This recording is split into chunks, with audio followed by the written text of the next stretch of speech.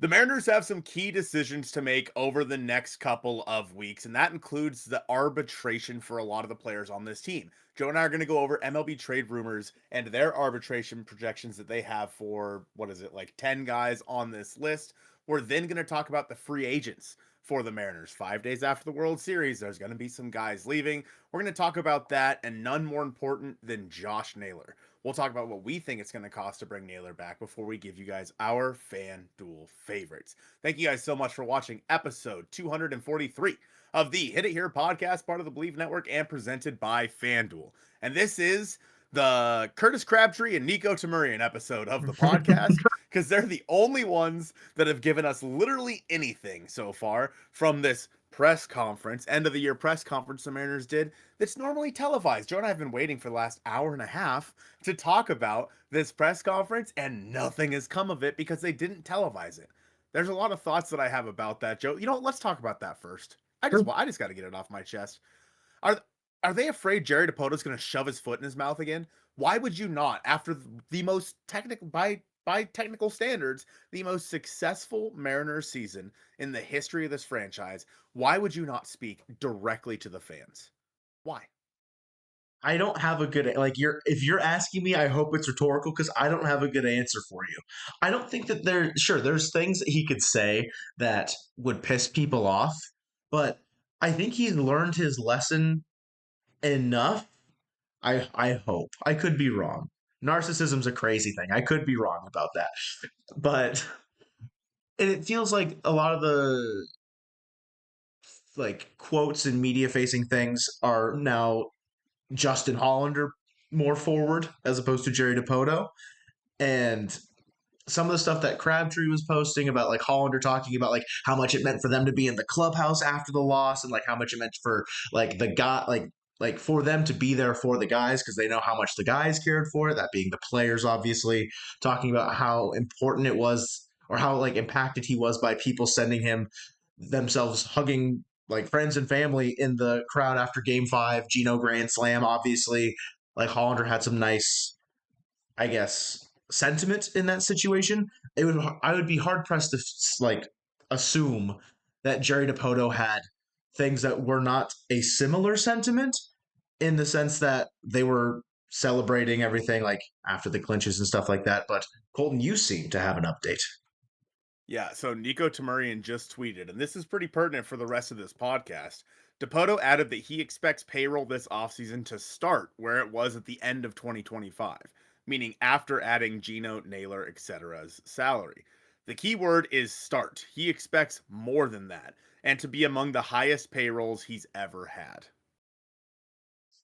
Makes sense. So yeah, I hope so. They that's You something that they need to do. right, because as of right now, the Mariners payroll I think is sitting around like what 130 130 to million before 140. Yeah. but that's before arbitration figures, I imagine, or maybe that's after. I don't know. Um, but nonetheless, let's talk about these arbitration figures because there are, you know, a few guys on here that may get non-tendered.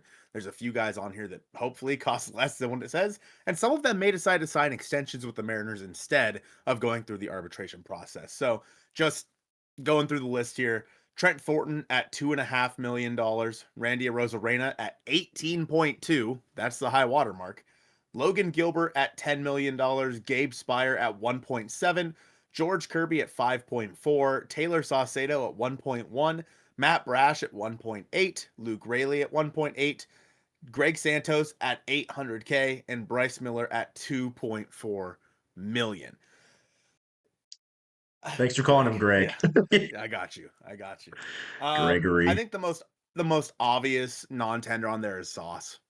I think Yeah. it's the one of all the non-tenders. That's the one that honestly, that's the only one I can see really happening. Interesting. You don't okay. I have two. It's Sauce and I think Thornton, as Yeah. crappy as it is with the injury. He to me is a non-tender just from a business standpoint. It sucks that that's where we find ourselves at, but there's some interesting conversation. I Moonlight on Twitter in like a Mariners group chat talking yesterday a little bit just about where like if we thought that maybe Rayleigh would be a non-tender candidate.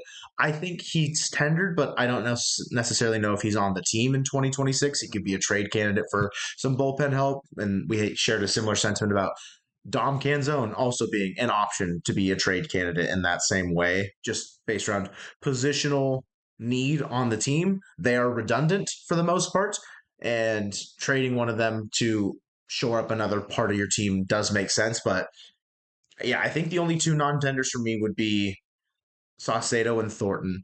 If it is only one, it'd be Sauce. I could see them keeping Thornton just in good faith, I think, and having him be your sixth man out of the pen or something like whenever he's ready to come back. I don't know how long his Achilles injury will keep him out for. I imagine I don't know, like, will he pitch in 2026? I don't know. And I don't know the extent of what the recovery looks like for a baseball, like an athlete in general, but I know basketball and baseball, basketball's a very common injury.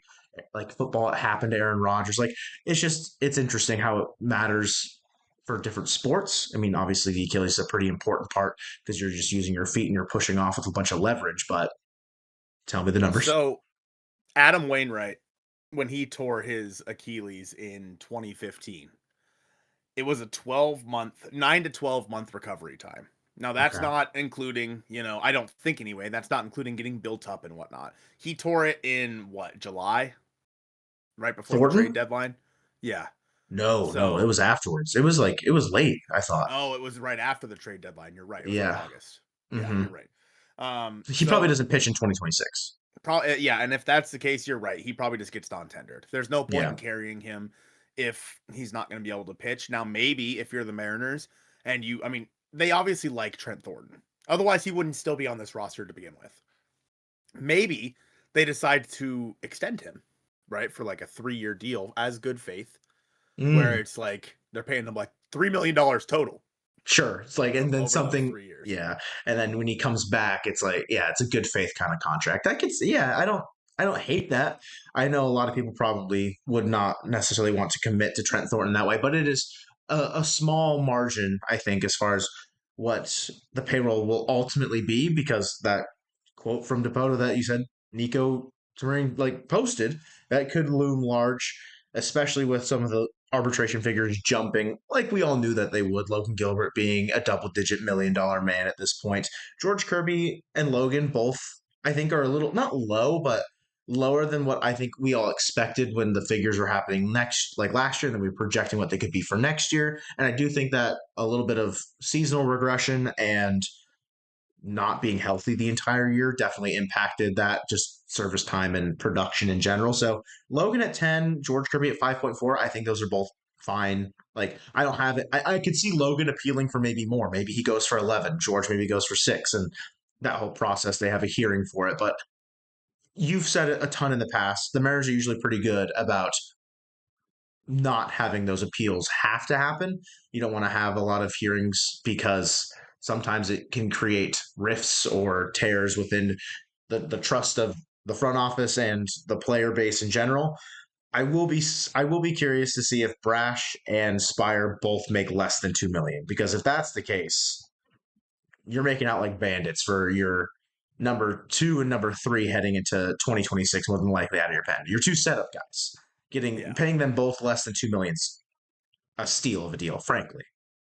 Yeah, no, I completely agree with that. The biggest one on here, obviously, Randy Arozarena. Now, $18.2 million, that's a pretty heavy payroll. Hmm. I think he's worth it. He had the best year of his career, and yeah, he didn't perform in the postseason, but Randy was pretty good for this team in 2025. And I think that if you were to look at how much he would be worth just based on like money per war or whatever it would be, he would have Yeah. been worth closer to $30 million. So having him around for the next year, and again, that's a guy that I think the Mariners should just try to extend. They should just try to extend Randy Arozarena for like a 3 or 4 year deal and give him, if he's willing to take like 16 to 18 million dollars a year for those years, sure. I think that's completely fine. And I think that that is a situation where because the Mariners have been able to, I guess, delete some of their payroll with Mitch Garver coming off the books and Mitch Haniger coming off the books, that's something where you could find a way to get that money. But first, a word from our sponsor, Delete Me. Delete Me makes it easy, quick, and safe to remove your personal data online at a time when surveillance and data breaches are common enough to make everyone vulnerable.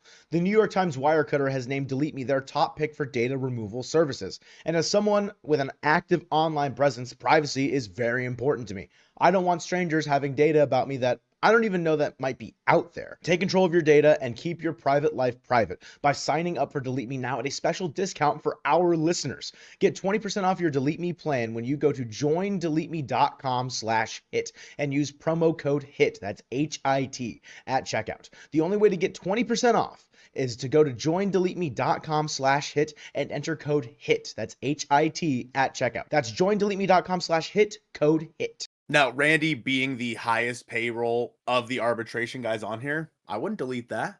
I like that idea. Having Randy being the highest of all these guys. Logan, like you said, at 10 million, probably kind of a steal. But I mentioned that with the Mariners losing some of the contracts that they have, which obviously brings us to our free agents. And the Mariners have some key free agents. The main part of the core still remains. It's mainly the guys that were added during the season and obviously last offseason in Josh Naylor, duh.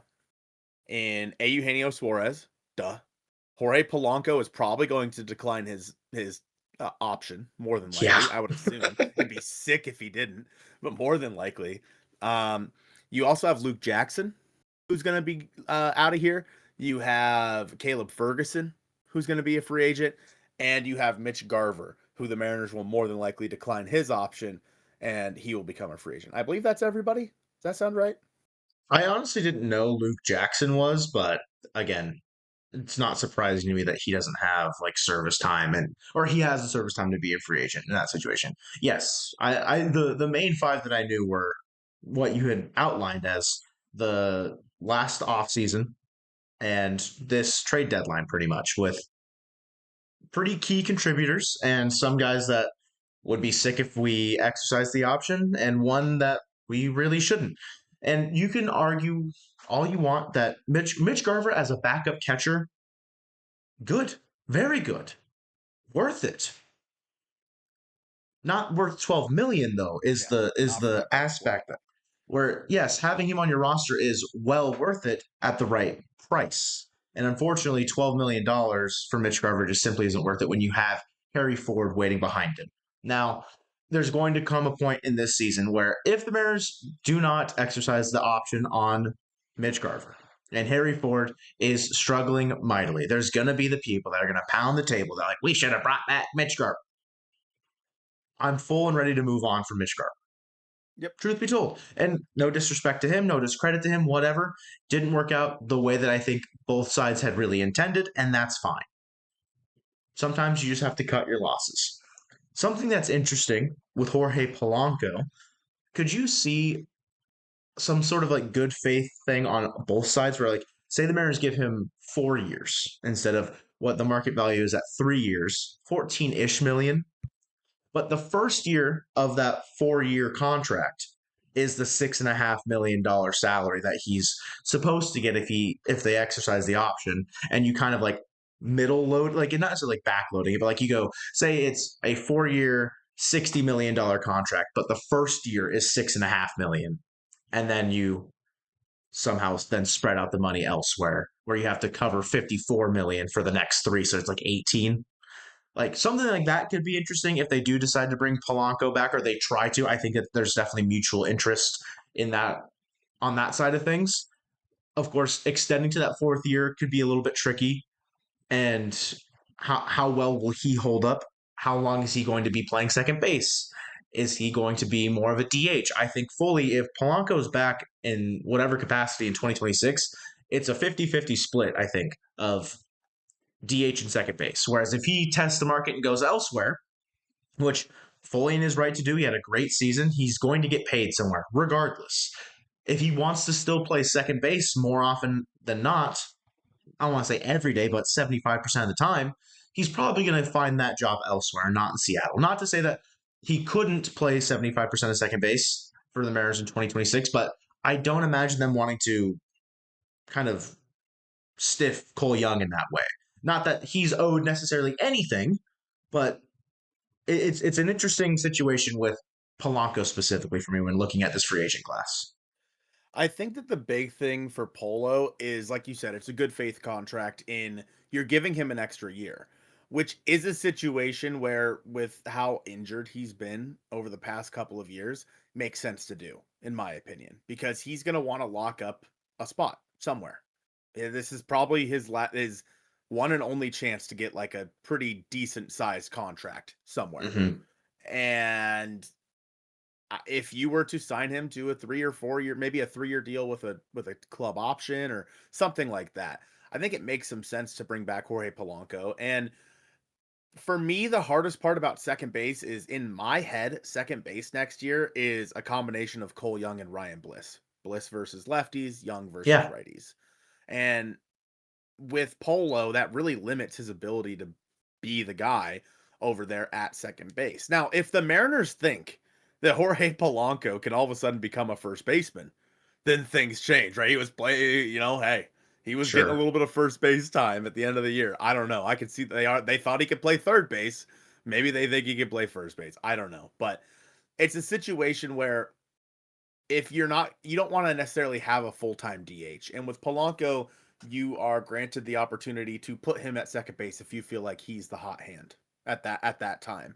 And if Cole Young is struggling or Ryan Bliss is struggling or, one of them gets hurt, you could Mm-hmm. plug Jorge Polanco in there, and that's a good safety net for you. And you're not limited to like having Nelson Cruz or like Kyle Schwarber or someone who can't play the field.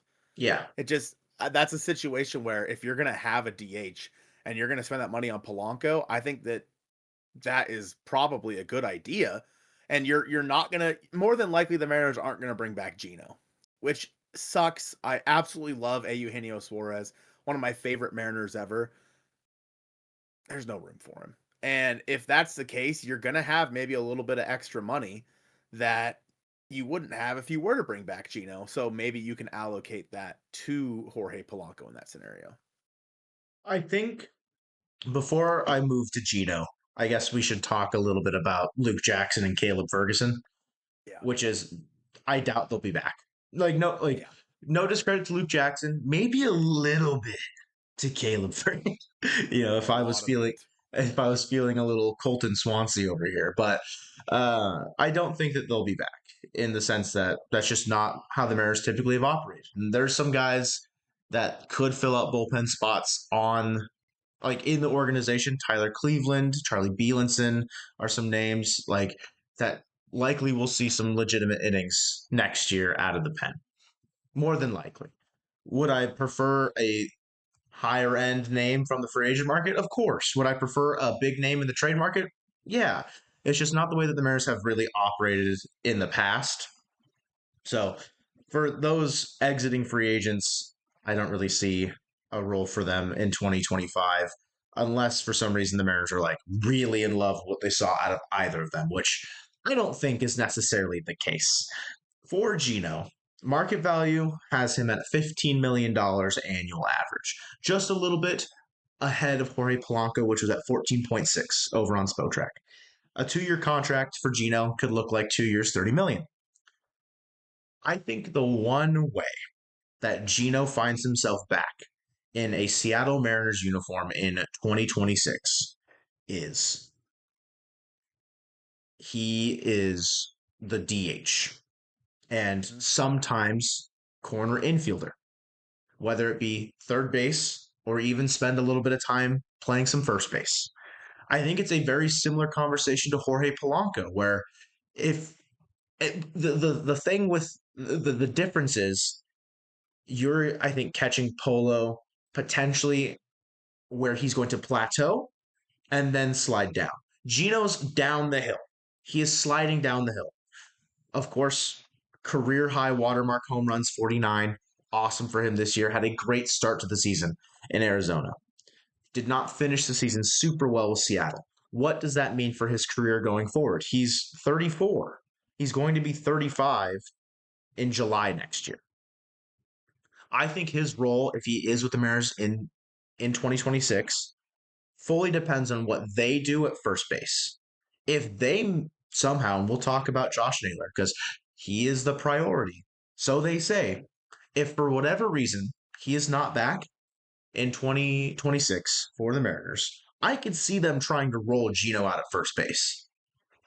As crazy as that sounds, I like that to me is not out of the like that's like behind door number 3. Door number 1 is doesn't really make sense. Door number 2, he's the DH and sometimes third baseman when Ben Williamson gets a day off, whatever. Maybe even a spot start at first base. Door number 3 is he's the 60% everyday first baseman, and then Luke Rayleigh plays first base the other X amount of times. It's not something that I would be totally caught off guard by. And you look displeased by that notion. I will never be displeased about bringing back a Eugenio Suarez. Uh-huh. I will be displeased if we have to have him at first base. Of course. And I think the big detractor there from that, I guess, third secret option, which is the least pleasing of all of them, is the fact that you missed on Josh Naylor. You missed on other free agents like Pete Alonso. You didn't trade for Yandy Diaz or, like you said, Freddie Freeman, Matt Olson, or Vladimir Guerrero Jr., right? And then you're like kind of not necessarily, I mean, you're settling at that point for Gino in a position that he's never really played. Mm-hmm. Again, it's not something that I'd give that like a 5% chance of that actually happening. But it wouldn't really. It seems kind of so Mariners, given the fact that they signed Polo last year to be the third baseman, and how did that work out? True. You know what I mean? That's a good point. So, yeah, I think that, and this is something we've been saying for a while now.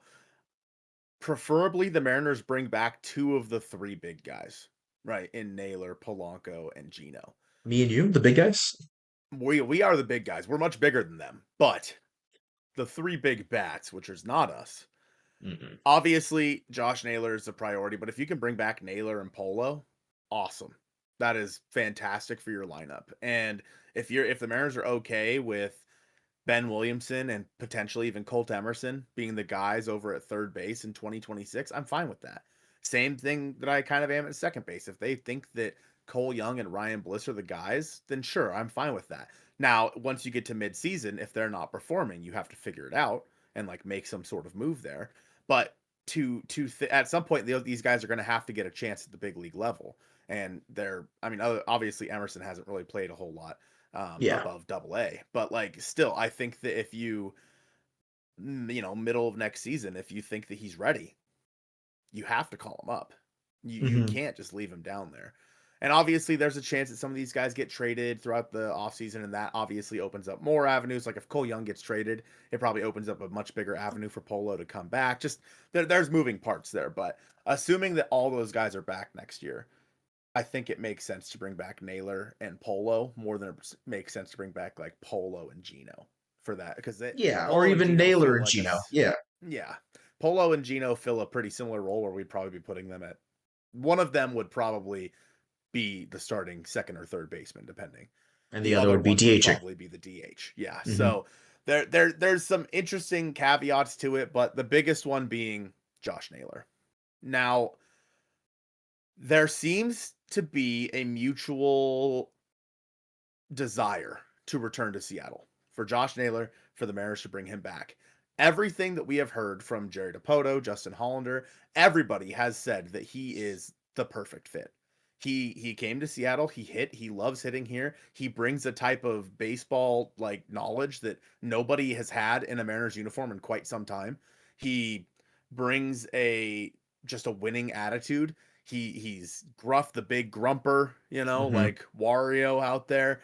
It's just it's a situation where there has never, in my opinion, been a more obvious guy to bring back after such a short amount of time with one team. And I think that because he seems like he liked it here, he hit well here, and he seems like he got along with his teammates and stuff there towards the end, you have to bring him back. And what'd you say market value was? It was $15 million?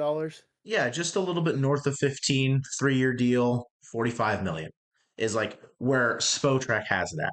I wouldn't be surprised if the value goes up from that, just given his performance and what he kind of brought to the ball club. I will say I don't think he's probably he's the second first baseman in this class. He's not the cream of the crop. No discredit to Josh Naylor, but Pete Alonso is likely going to get a bigger contract than Josh Naylor, just flat out. Would I pay more money to have Josh Naylor or Pete Alonso on my team in 2026? I don't know, call me crazy. I might pay more money to Josh Naylor. I think he might do more on the intangible side. Of course, Pete's going to guarantee you 35 to 40 homers and 110 RBI every single season. First base defensively, is it a moot point at some points? Yeah, but I think baseball knowledge and IQ, Naylor had some great defensive plays during the season where maybe the first baseman who's just kind of like, I'm over here at first base, doesn't make that play. Whereas Josh Naylor's like, I'm over here at first base, y'all. Okay, I got it. Kind of a situation. He's locked in like every step of the way. And not to say that Pete Alonso necessarily isn't, but I don't know. Of course, there could be some bias where we saw what Naylor did in the Mariners uniform. He hit tremendously in T-Mobile Park. He had nothing but good things to say about the atmosphere, about playing in T-Mobile, about the fans in Seattle, about the team. Had nothing but good things to say. And is that influencing my opinion?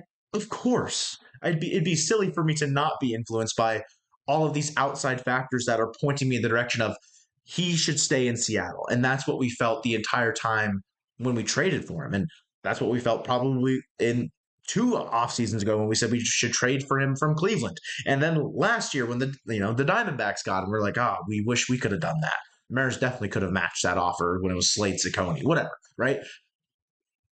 There's so much mutual interest. It's not just things that you're hearing from the front office people. It's then the reporters echoing that same sentiment about not only what they're hearing, but how they also view the perspective of what Naylor and Seattle and how they fit together as like a puzzle piece long term. I don't think, because he's going to be what, 29? 29? 29 in June. I think, and of course, first base is a tough position as far as value is concerned. It's one of the least valuable in all of baseball, just in terms of production as far as WAR. I don't think going to 4 years is unrealistic, and I honestly would expect the Mariners to do that as a similar to the thing I said about Jorge Polanco, almost a good faith thing. Like, hey, we want you here. We want you to be comfortable. We want to give you the paycheck that you deserve kind of a situation. I think 4 years, 18 million is like, I would go that. I might even go up to 20 million. Truth be told, I might pay Josh Naylor 4 years, 80 million and be happy as a camper because of, 2.1 WAR in a third of a season. Of course, is that production going to be repeatable? It's possible, but it's not super probable. But I think what he does outside of the production in between the chalk lines, the foul lines, is just brings about a better environment and that tenacity within the clubhouse and can bring out the best in his teammates. Mm-hmm. If anyone's not on the bring Josh Naylor back train, I don't know what you're looking at. Yep. Can I say something crazy? You can say 5 years, 100 million? I am willing to give him a 6-figure contract. I don't think that's crazy. It's not ridiculous to say that. It's not ridiculous to say that. He's 20. He's going to be, so at the end of that contract, he'll be what, 33? Mm-hmm. 34? Yeah. It'd be, honestly, I think that's what he's going to be looking for is a 5 to 6 year contract, in my opinion. I think 4 is much too short. Yeah, when you look at the contracts the Mariners have given out to position players or just offensive players in general, the biggest one being Mitch Garver, right? And it was what, $12 million a year? It was a $24 million 2-year contract with an option. Mm-hmm. They're going to have to extend themselves well above that if they plan on re-signing Josh Naylor, somewhere that the Mariners haven't really been in terms of and don't get me wrong, they extended Julio, obviously. They've been willing to spend money on certain guys. And I think Josh Naylor, by every account, by what everybody has said, is one of those guys. And I think that in any other year where you're not pushing like the Mariners were for the playoffs, you probably could have tried to extend him.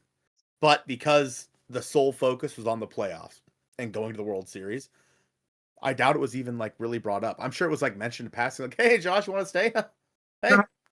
Hey, buddy. Yeah. I can almost guarantee that figures were never exchanged because Josh doesn't strike me as the kind of guy that wants that distraction during the season. And if that's the case, because he's going to be able to, It's not just the Mariners. 29 other teams have the chance to offer him money. And I wouldn't be shocked if the Yankees are willing to offer him more. Truthfully, I think he fits that ballpark really well. Yeah. But I don't think he would. I don't know. I don't know if he'd want to go to New York, truthfully.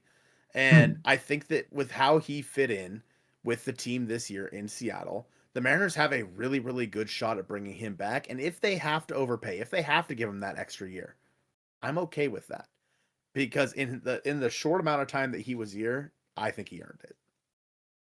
The conversation, I think, is stemming from where the Mariners front office will have to be uncomfortable. They'll have to get into waters that they're usually not treading in. And when we started this podcast, the quote from Jerry Dipoto that Nico Tamurian posted saying that they expect to start the offseason at around 160 million is what, because that's what they ended the season at.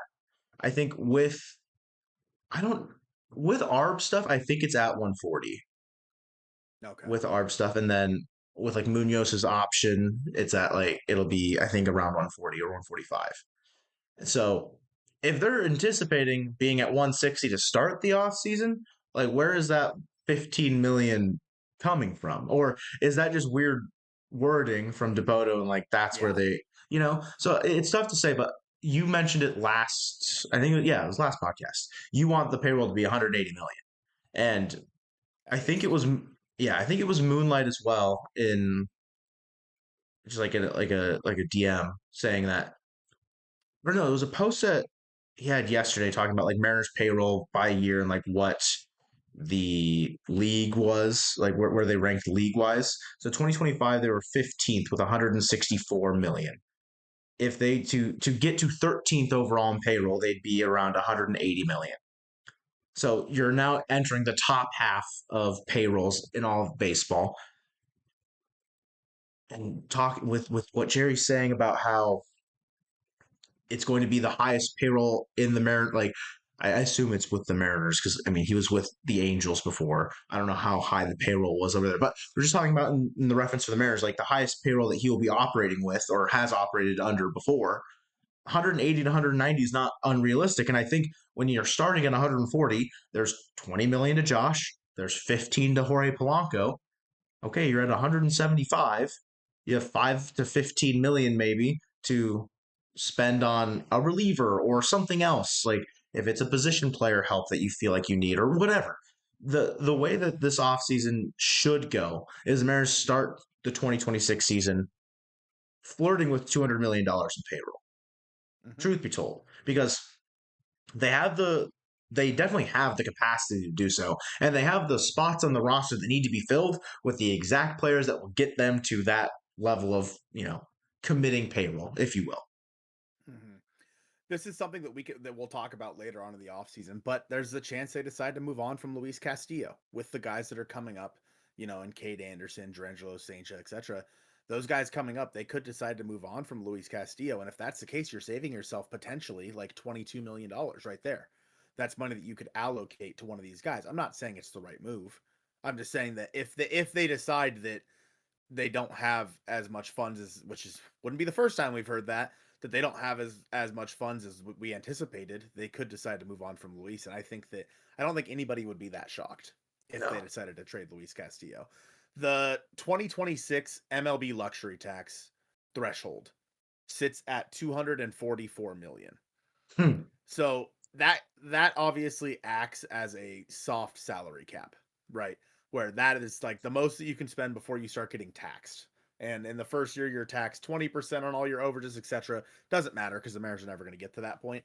But if that's the case, a $200 million payroll for the Mariners after they lost the operating cost of Root Sports, they lost the revenue too, but they lost the operating costs.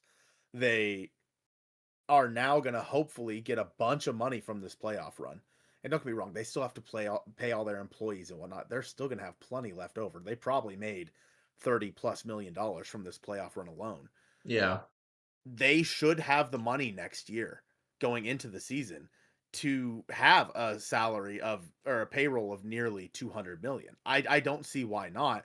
The only way that I see why not is if ownership decides they don't want to push their budget that high. And off topic, the other day I was watching TV and there was like, like those ads that are like slamming opposing politicians and whatnot.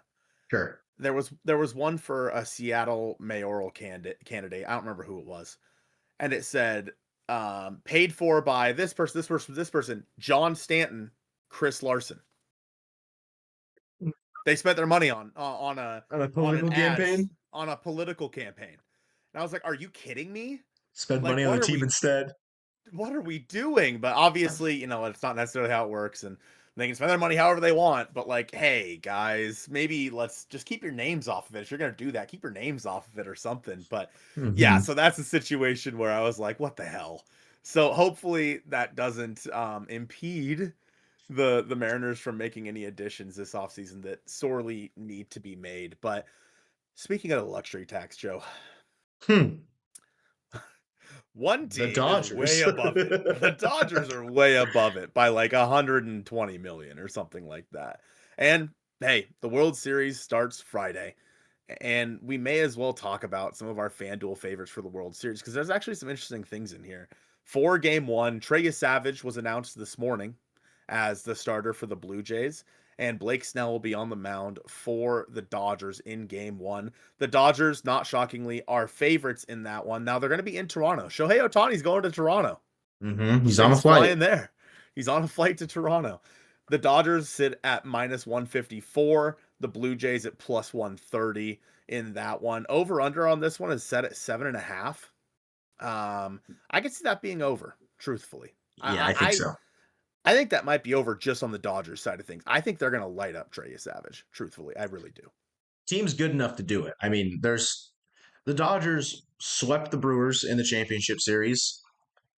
I don't know how you want to quantify how close of a series it was in the division series for them against the Phillies, but they looked like the better team. They won, obviously. They swept the Reds. Like, they look every part of the, oh, hey, we're the big bad Dodgers. We could potentially be ruining the sport of baseball, blah, blah, blah, blah, blah. Like, they look every part of that. And it wouldn't surprise me if they dropped 6 on your Savage's head, but he's a good enough pitcher where I think he also could work on the swing and miss, and the awkward arm angle, the release point for him could play into it. And it's not a guy that, frankly, many teams have seen, but also going to, the opposing side for the National League, like, it's not a player that the Dodgers have really seen. Whereas Blake Snell, I mean, he was a Tampa Bay Ray not too long ago. How many players on the Blue Jays have seen him? I mean, sure, it's like Vladdy, it's George Springer, but like, there's a lot more tape on Blake Snell, but clearly that hasn't mattered because he's just frankly one of the best pitchers on the planet when he is able to go.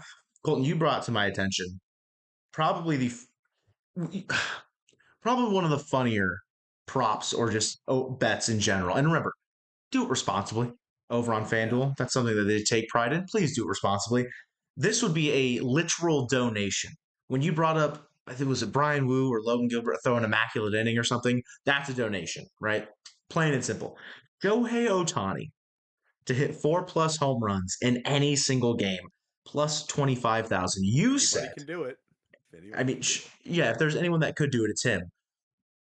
Those odds should be higher, frankly, I think.